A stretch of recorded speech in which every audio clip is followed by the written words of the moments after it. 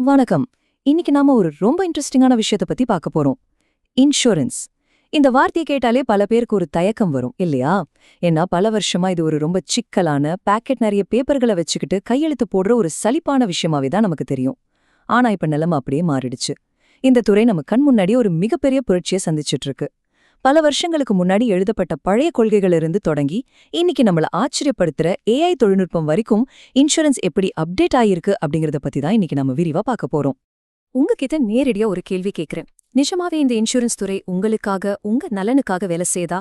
பல வருஷமா குழப்பமான பாலிசி விதிமுறைகள், எங்க இருக்குன்னே தெரியாத மறைக்கப்பட்ட நிபந்தனைகள்னு நாம நிறைய மன உளைச்சல சந்திச்சிருப்போம். ஆனா இப்ப அந்த பழைய குழப்பங்களுக்கெல்லாம் எண்ட் கார்ட் போடுற மாதிரி நிறைய புதிய அப்டேட்ஸ் வந்திருக்கு. அது என்னென்ன அப்படிங்கறத நாம கண்டிப்பா தெரிஞ்சுக்கிட்டே ஆகணும். சரி, இன்னைக்கு நாம என்னென்ன பார்க்க போறோம்னா, முதலாவதாக இன்சூரன்ஸோட 7 தூண்கள். இரண்டாவதாக புதிய 2025 சுகாதார வழிகாட்டுதல்கள். மூன்றாவதாக பீமா ட்ரினிட்டி திட்டம். அப்புறம் கடைசியா இன்சூரன்ஸ் துறையே மாத்தி அமைக்க போற ஏஐ பத்தி பார்க்க போறோம். முதல்ல இன்சூரன்ஸோட 7 தூண்கள் பத்தி பார்ப்போம். எதிர்கால தொழில்நுட்பத்தை பத்தி பார்க்கறதுக்கு முன்னாடி இன்சூரன்ஸோட அடிப்படை என்னன்னு நம்ம புரிஞ்சுக்கணும் இல்லையா? இன்சூரன்ஸ் அப்படிங்கிறதே ஒரு 7 கொள்கைகளை நம்பிதான் இருக்கு.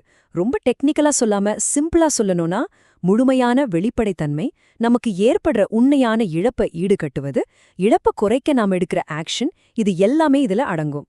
இந்த 7 தூண்களும் சும்மா உங்களை கட்டுப்படுத்துற விதிகள் கிடையாது. எந்த மோசடியும் நடக்காம உண்மையான வாடிக்கையாளர்களை பாதுகாக்கிற ஒரு பெரிய கவசமே இதுதான். இதுல ரொம்ப முக்கியமான ஒரு விதியை மட்டும் நாம கொஞ்சம் டீட்டெயிலா பார்ப்போம். உபரிமா ஃபிடேஸ், அதாவது மிகுந்த நன்னம்பிக்கை. இதுதான் இன்சூரன்ஸோட ஆணிவேர். ஒரு பாலிசி வாங்குறப்ப கம்பெனியும் சரி நாமும் சரி 100% உண்மையை மட்டும்தான் சொல்லணும். ஒரு உதாரணத்துக்கு சொல்லணும்னா, ஒருத்தருக்கு சிகரெட் குடிக்கிற பழக்கம் இருக்கு, ஆனா அதை மறைச்சிட்டு அவர் ஹெல்த் இன்சூரன்ஸ் வாங்குறாருன்னு வச்சுப்போம். நாளைக்கு அவருக்கு அதனால நுரையீரல் பாதிப்பு வந்தா அவர் உண்மையை மறைச்சதுக்காக அவரோட கிளைம் சட்டப்பூர்வமா நிராகரிக்கப்படும். இந்த சட்ட வார்த்தைகள்லாம் கேட்க கொஞ்சம் கஷ்டமா இருக்கலாம். ஆனால இது நிஜ வாழ்க்கையில எப்படி வேலை செய்யுதுன்னு ஒரு சின்ன கதை மூலமா பாப்போம். இப்போ உங்க கார் ஆக்சிடென்ட் ஆயிடுச்சு, உங்க கம்பெனி உங்களுக்கு காசு கொடுத்துட்டு தப்பு பண்ணவர் மேல கேஸ் போடுறதுதான் மாற்றுரிமை. உங்ககிட்ட 2 பாலிசி இருந்து 40 லட்சம் ரூபாய் இழப்பு வந்தா அந்த 2 கம்பெனியும் ஆளுக்கு 20 லட்சம்னு பிரிச்சுக்கிறது பங்களிப்பு. அதே போல உங்க வீட்ல எதிர்பாராம தீ விபத்து நடந்தா நீங்க சும்மா வேடிக்கை பார்க்காம உடனே தீயணைப்புத் துறைக்கு ஃபோன் பண்ணணும். இதுதான் இழப்பை குறைத்தல். இது சட்டம் மட்டும் இல்ல, நம்ம அன்றாட வாழ்க்கையோட யதார்த்தம்.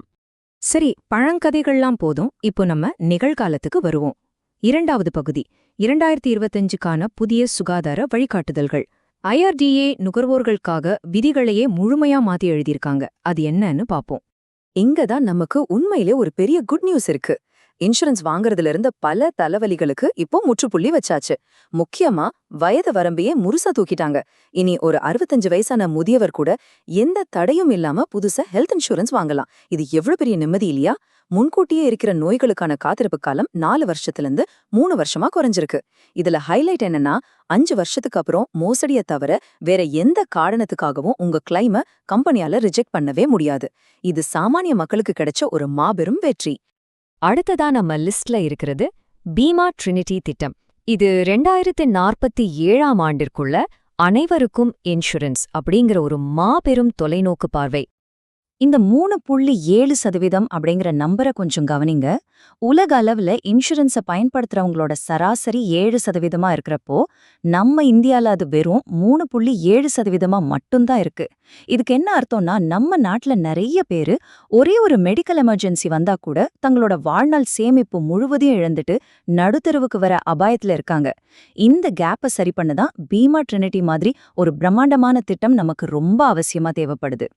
பேராசிரியர் ஸ்ரீனிவாஸ் சொன்ன ஒரு விஷயம் எனக்கு ரொம்ப பிடிச்சிருந்தது. பல வருஷங்களுக்கு முன்னாடி வந்த மால்குடி கதைகள்ல வர மாதிரி ஒவ்வொரு தேவைக்கும் ஒவ்வொரு இடமா அலைஞ்சு திரிஞ்சுதான் இன்னைக்கும் நாம இன்சூரன்ஸ் வாங்குறோம். ஆனா காலம் மாறிடுச்சு. இனிமே எல்லாமே ஒரே டிஜிட்டல் பிளாட்ஃபார்ம்ல ஒரு பெரிய ஷாப்பிங் மால்ல எல்லாத்தையும் வாங்குற மாதிரி ரொம்ப ஈஸியா மாறப்போகுது. சரி, இந்த பெரிய கனவு எப்படி நிஜமாக போகுது? இதுக்கு 3 முக்கியமான படிகள் இருக்கு. 1.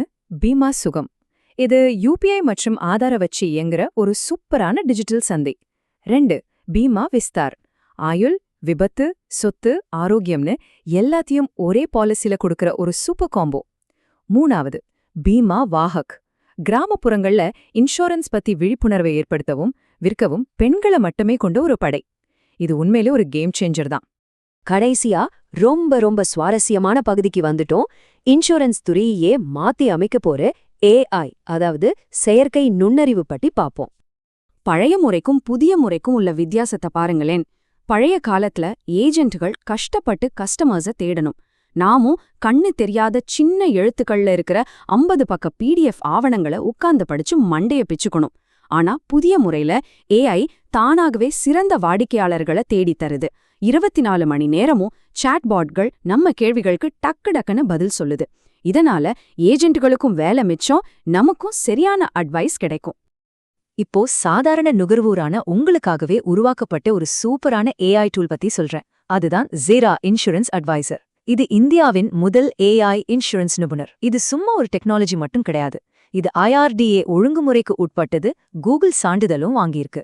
எந்த ஒரு சேல்ஸ் டார்ச்சரும் இல்லாம உங்க பாலிசியில் இருக்கிற சின்ன சின்ன எழுத்துக்களையும் முழுசா படிச்சு ஒப்பிட்டு பார்த்து முற்றிலும் பாரபட்சம் இல்லாத ஆலோசனைய இது உங்களுக்கு நேருக்கு நேரா வழங்குது. உங்களுக்கு ஒண்ணு தெரியுமா? இது எவ்ளோ சீக்கிரமா மக்கள்கிட்ட ரீச் ஆயிருக்குன்னா, இதுக்குள்ள 10,000க்கும் அதிகமான பாலிசிகளை ஜைரா அனலைஸ் பண்ணிருச்சு. சுமார் 5,000 கோடி ரூபாய்க்கும் மேலான இன்சூரன்ஸ் தொகையை மதிப்பாய்வு செஞ்சு பல பேருக்கு சரியான வழிகாட்டுதல கொடுத்திருக்கு. ஆனா இது எல்லாத்தையும் விட ரொம்ப சுவாரஸ்யமான ஒண்ணு இருக்கு. அதுதான் இந்த Z-ஸ்கோர். குழப்பமா இருக்கிறவங்க பாலிசி ஆவணங்களை எல்லாத்தையும் படிச்சு புரிஞ்சுகிட்டு ஜைராவோட AI உங்களுக்கு ரொம்ப சிம்பிளா ஒரு ஸ்கோரை கொடுக்குது. உங்க பாலிசி எவ்ளோ ஸ்ட்ராங்கா இருக்கு, அதுல என்னென்ன ரிஸ்க் இருக்குன்னு இது துல்லியமா காட்டி கொடுத்துரும். உங்க நிதி பாதுகாப்புக்கான ஒரு கம்ப்ளீட் டிஜிட்டல் செக்அப்னு இதை தாராளமா சொல்லலாம். இப்போ உங்களை யோசிக்க வைக்கிற மாதிரி ஒரு கேள்வியோட இதை நான் முடிக்கிறேன். உங்க எதிர்காலத்தை பத்தி உங்களோட Z-ஸ்கோர் என்ன சொல்லுது? பல வருஷங்களுக்கு முந்தின பழைய கொள்கைகள்ல ஆரம்பிச்சு இன்னைக்கு நாம பாக்குற AI வரைக்கும் இன்சூரன்ஸ் துறை எவ்வளவு தூரம் வளர்ந்திருக்குன்னு பார்த்தோம். இந்த புதிய தொழில்நுட்பங்களை பயன்படுத்தி உங்களோட ஃபினான்ஷியல் எதிர்காலத்தை முழுமையா பாதுகாத்துக்க நீங்க ரெடியா? கட்டாயம் யோசிங்க. இன்னொரு சுவாரஸ்யமான தலைப்போட உங்களை மீண்டும் சந்திக்கிறேன்.